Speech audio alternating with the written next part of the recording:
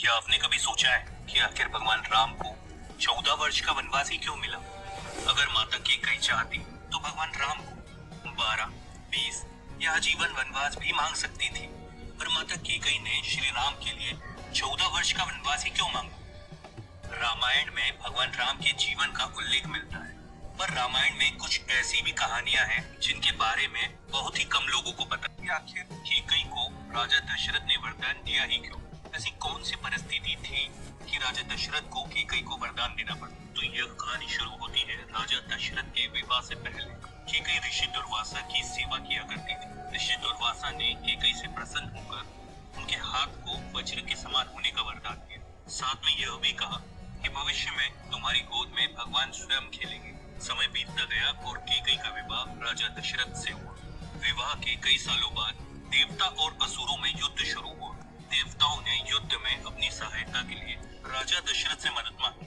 राजा दशरथ ने भी देवताओं की सहायता के लिए हाँ कर दिया और युद्ध करने पहुंच गए। उस समय राजा दशरथ के रथ की सारथी रानी कैकेयी। युद्ध के बीच में जब राजा दशरथ असुरों से युद्ध कर रहे थे, तब इनके रथ के पहिए की कील निकल जाती है, जिससे उनका रथ लड़खड़ाने लगता है। उसी समय रानी कैकेयी अपनी उंगली को कील की जगह लगाकर राजा दशरथ की जान बचाती है। राजा दशरथ रानी के साहस से खुश होकर उन्हें 3 वरदान मांगने के लिए कहते हैं, पर रानी आवश्यकता नहीं है कहकर मना कर देती है। राजा के अधिक कहने पर रानी कहती है कि जब आवश्यकता होगी तब वह उनसे वरदान मांग लेगी। अब बात करते हैं कि आखिर भगवान राम के लिए माता की कैकेयी सब पहले से जानती थी, ऋषि दुर्वासा की वरदान के कारण।